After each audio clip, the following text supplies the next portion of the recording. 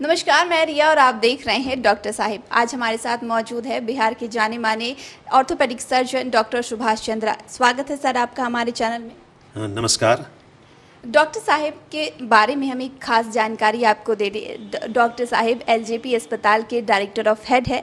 तो आज हम सर से जानने की कोशिश करते हैं कि जो हड्डियों का घुटनों का घसकना है ये क्यों होता है। देखिए, हड्डी का घसकना, घुटना जो डिसलोकेट करता है उसके मेन कारण है ये शरीर का बहुत ही स्ट्रॉन्ग जॉइंट है। बशर्ते कि ये फ्लैट जॉइंट है, फिर भी ये जब डिसलोकेट करता है, चूँकि ये फ्लैट है तो अनस्टेबल है, लेकिन इसकी स्टेबिलिटी को मेंटेन करने के लिए इसके चारों तरफ लिगामेंट्स डाले हुए हैं। ये जैसे इसके बाहरी तरफ एक लिगामेंट है जिसको हम लोग लैटरल कोलैटरल लिगामेंट बोलते हैं, एक लिगामेंट है जो मीडियल कोलैटरल लिगामेंट बोलते हैं, उसी तरह आगे की ओर है anterior cruciate ligament, posterior cruciate ligament. तो ये चारों तरफ से लिगामेंट से बंधा हुआ है। लेकिन अगर काफ़ी तेज़ मात्रा में इसको ट्रॉमा हो रहा है, चोट लगती है, तो ये डिसलोकेट कर जाता है, तो इसके लिगामेंट टूट जाते हैं, तो ये डिसलोकेट कर जाता है। लेकिन ये एक्सीडेंट से ही यूजुअली होता है। नॉर्मली ऐसे नॉर्मली घुटना डिसलोकेट नहीं करता है। जैसे कि हिप जॉइंट है, शोल्डर जॉइंट है, वो जल्दी डिसलोकेट करता है, लेकिन हिप नी जॉइंट बहुत ही रेयर डिसलोकेशन में है। और ये आजकल चूँकि हेवी जो व्हीकल्स है, बहुत हाई स्पीड ट्रैवल व्हीकल्स है, तो उसके बेसिस पर जो ट्रॉमा होता है उसके कारण ये डिसलोकेशन देखने को मिलता है। जैसा कि आपने बताया, हमारे एक दर्शक का भी सवाल था कि उन्हें लिगामेंट टियर की समस्या हुई थी, तो उन्हें उनके घुटनों में नट लगाया गया था। तो उस घुटनों नट को निकालने की ज़रूरत है या फिर वो उनको वैसे ही छोड़ दिया जा सकता है। देखिए, इसमें हमने अभी बताया था कि एक लिगामेंट होता है जिसको ACL कहते हैं, एंटीरियर क्रूसिएट लिगामेंट। वो लिगामेंट अगर टूटता है तो नी जॉइंट में इनस्टेबिलिटी आ जाती है और नी जॉइंट आगे की ओर घसकने लगता है। उसको रोकने के लिए हम लोग को पुनः एक ACL रिकंस्ट्रक्ट करते हैं।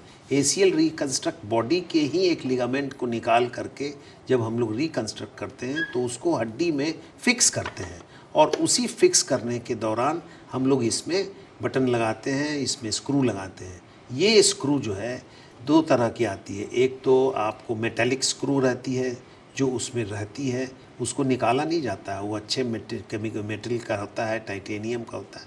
और एक स्क्रू आता है जो हड्डी में एब्जॉर्ब हो जाता है, सेलेस्टिक स्क्रू। तो वैसे भी स्क्रू आते हैं जो एब्जॉर्ब भी हो जाते हैं, और ऐसे टाइटेनियम है, उसको निकाला नहीं जाता है, वो इसी में रहता है।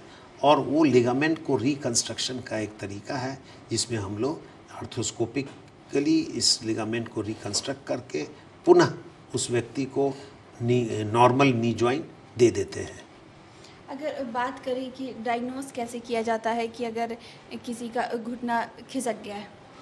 हाँ, देखिए, जैसे जब चोट लगती है उस समय तो काफ़ी दर्द रहता है, उस समय तो नहीं पता चलेगा। लेकिन अगर हम लोग इसकी MRI कराएंगे, एक MRI की जांच से, जिसमें कि सॉफ्ट टिश्यू के बारे में पता चलता है, उसमें पता चल जाता है कि ये लिगामेंट इसका ब्रेकेज है, और वो हमको जानकारी MRI से पता चल जाता है। लेकिन अगर 2 हफ्ते 3 हफ्ते आदमी उसको रेस्ट दे देते हैं डॉक्टर्स, इसको कहीं भी होता है, बाद में जब वो चलते हैं तो उसका इंस्टेबिलिटी रहता है। पैर आगे की ओर, उसका घुटना जो है जैसे खड़ा होगा तो वो इनस्टेबल रहेगा, आगे की ओर सरकने लगेगा, तो उसको चलने में दिक्कत होगी। तो इसलिए वो खुद समझ जाता है कि हमारे घुटने में कुछ समस्या है। चिकित्सक के पास आने से चिकित्सक बताते हैं कि नहीं, आपका ये लिगामेंट टूट गया है। कभी कभी ये लिगामेंट पार्शियल ब्रेकेज होता है, मतलब पूरा फाइबर नहीं टूटा, तो उसमें उतनी समस्या सिम्टम्स नहीं आती है। लेकिन अच्छे उसमें फिर खेल कूद में प्रिकॉशंस लेना पड़ता है, तो फिर बीच में कभी भी वो टूट भी सकता है। तो इस तरह से उसके ACL के लिगामेंट का हम लोग कैसे बचाव करते हैं। सिम्टम्स तो यही है, हड्डी में, घुटने में इनस्टेबिलिटी का आना और आगे की ओर घसक जाना। अगर लैटरल साइड का है तो साइड में घसकेगा, पोस्टीरियर है तो पोस्टीरियर वो घसकेगा। तो ये इसके सिम्टम्स हैं। अगर बात की जाए कि ये ज़्यादा समस्या, घुटने घिसकने की समस्या किन्हें ज़्यादा होती है, जैसे कुछ लोग कहते हैं कि खिलाड़ियों को ज़्यादा होती है या फिर एक्सीडेंट वगैरह के कारण भी ये हो सकता है? हाँ, अब ये देखा जाए तो यंग एज में लोग, स्पोर्ट्समैन को ये ज़्यादा होता है, इसलिए कि वो फील्ड में काफ़ी तेज़ी से दौड़ते हैं और उसका कभी भी एक्सीडेंट, मतलब उस लिगामेंट पर एक्स्ट्रा प्रेशर पड़ने से वो टूट जाती है, तो स्पोर्ट्समैन को होता है। इसीलिए स्पोर्ट्स इंजरी सेंटर की परिकल्पना हम लोग कर रहे हैं। हम लोग भी अपने इस अस्पताल में स्पोर्ट्स इंजरी का यूनिट एक स्थापित कर रहे हैं, जिसमें इन सब की विशेष ध्यान दे करके इस लिगामेंट को बनाने का प्रयास किया जाएगा। और इसको स्पोर्ट्समैन में ज़्यादा होता है क्योंकि इसी उम्र में लोग इसको यूज़ करते हैं ज़्यादा। बाकी फिर ज़्यादा उम्र में तो लोग नॉर्मल चलते फिरते हैं, तो उसमें वैसा कुछ नहीं होता है। तो ये एज ग्रुप जिसमें स्पोर्ट्समैन लोग रहते हैं, इसी एज ग्रुप में ये ज़्यादा होता है। अगर बात बचाव की करें तो आप बचाव के क्या सुझाव देंगे?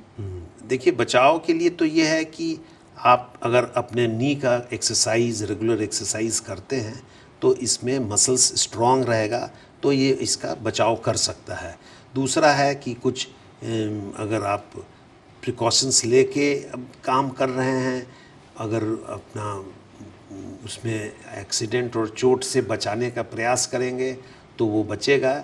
लेकिन एक्सीडेंट तो ऑलवेज़ एक्सीडेंट होता है, कोई जान करके करता नहीं है, उसको कभी भी ऑल ऑफ अ सडन भी हो सकता है। All of a sudden extra pressure उस पर लगने से वो उसको गिव वे करते हैं और उसकी चोट लग जाती है। तो रेगुलर एक्सरसाइज, क्वाड्रिसेप्स एक्सरसाइज अगर करेंगे तो आपको एडेड एडवांटेज है उसके बचाव में। धन्यवाद डॉक्टर साहब। धन्यवाद। तो आप डॉक्टर सुभाष चंद्रा को सुन रहे थे, जिन्होंने इतनी सारी जानकारी हमारे साथ साझा की है। चैनल को सब्सक्राइब करें, फेसबुक पेज को लाइक करें। साथ ही डॉक्टर साहब से आपके और क्या सवाल हैं, हमें कमेंट कर या मेल के माध्यम से भेज सकते हैं। वीडियो देखने के लिए आपका शुक्रिया।